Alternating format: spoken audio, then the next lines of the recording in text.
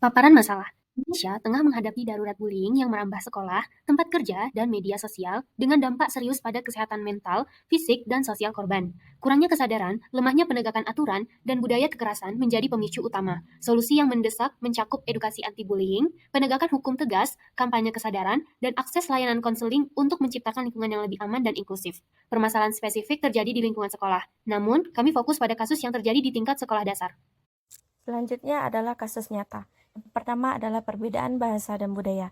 Hal ini terjadi ketika seseorang diintimidasi atau diejek karena tidak mampu berbicara dalam bahasa daerah atau karena perbedaan budaya yang dimilikinya. Dan ini disebabkan oleh kurangnya pemahaman tentang keragaman, adanya perasaan superioritas terhadap budaya lokal, serta kurangnya peran guru dan sekolah dalam memberikan pendidikan tentang nilai-nilai toleransi.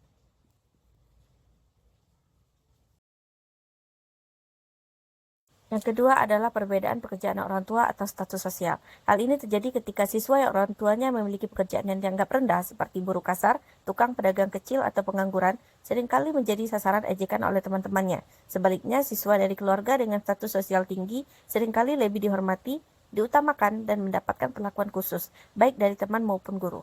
Dan ini dipengaruhi oleh kurangnya pemahaman siswa, guru, dan bahkan orang tua tentang pentingnya menghargai keragaman, serta budaya.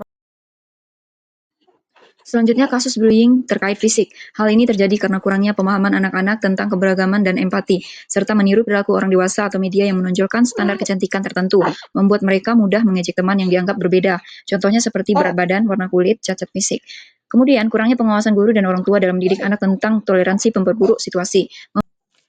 Selanjutnya kasus bullying terkait tingkat kecerdasan yang dimiliki oleh peserta didik.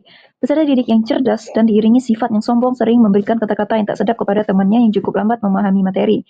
Sebaliknya, peserta didik yang memiliki kepandaian yang biasa dipuji oleh guru juga akan diejek oleh teman-temannya. Kata-kata yang biasa diujarkan oleh teman-temannya yang melakukan bullying pada kasus ini.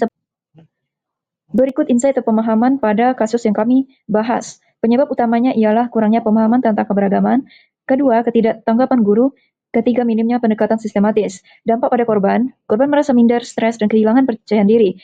Penurunan prestasi yang mempengaruhi masa depan. Kesimpulan yang dapat diambil adalah jika bullying ini tidak ditanggapi dengan serius, maka akan terus berulang.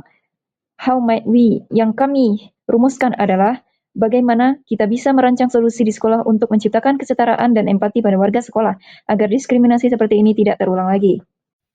Berdasarkan rumusan tujuan permasalahan tersebut, kami menawarkan beberapa ide sebagai solusi penyelesaian. Yang pertama adalah mengadakan workshop empati dan penghargaan terhadap keberagaman. Dalam workshop ini akan diadakan sesi rutin bagi siswa, guru, dan orang tua dengan kegiatan interaktif seperti role play, cerita inspiratif, dan diskusi kelompok untuk menumbuhkan empati antar teman. Solusi yang kedua adalah diadakannya program profesi ayah ibu hari ini. Dalam program ini diadakan kegiatan memperkenalkan profesi orang tua dan kontribusi setiap profesi pada masyarakat untuk menanamkan rasa bangga dan menghilangkan stereotip tertentu. Solusi yang ketiga adalah kotak pelaporan Kita Peduli. Kotak pelaporan atau kotak manifest ditujukan bagi siswa yang ingin melaporkan kasus bullying. Hal ini diharapkan dapat mendorong siswa lebih berani melaporkan tindak kasus bullying sekecil apapun karena sistemnya yang aman, anonim, dan responsif. Berikut adalah prototipe yang pertama dalam bentuk kotak pelaporan atau kotak manifest.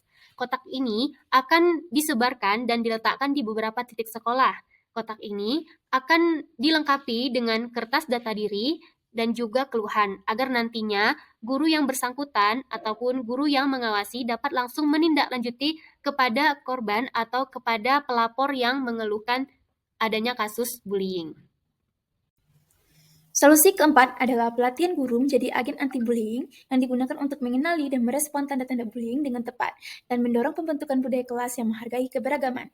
Dan kemudian solusi kelima adalah membuat mini drama atau video edukatif. Hal ini dilakukan untuk menunjukkan dampak bullying berbasis status sosial yang kemudian diputar di acara sekolah atau saat jam belajar. Hal ini dilakukan untuk mengajarkan toleransi dan keberagaman. Solusi keenam adalah penyebaran poster anti-bullying. Pembuatan poster ini berisi himbauan, ajakan, dan informasi mengenai bentuk, dampak, dan tindak pencegahan bullying yang ditempel di sekitar lingkungan sekolah. Dan ini contoh prototipe 2 yang berbentuk poster. Poster pertama adalah yang berisi himbauan untuk berhenti melakukan tindakan bullying. Dan poster kedua adalah ajakan untuk menghentikan perundungan dan mari berteman. Nah, kemudian poster ketiga adalah cara mencegah tindakan bullying. Kemudian masukan dan saran dari guru dan siswa. Untuk permasalahan ini terdapat dua jenis prototipe. Yang pertama adalah kotak manifest atau kotak kita peduli. Untuk kotak ini terdapat beberapa perbaikan atau saran dari pengguna, di mana kotaknya nanti dibikin dari bahan yang lebih bagus dan dipercantik lagi. Dan kemudian ada beberapa ide atau yang kami dapatkan. Yang pertama adalah guru membuat jadwal khusus untuk evaluasi isi kotak atau dilakukan dalam 1 kali dalam seminggu.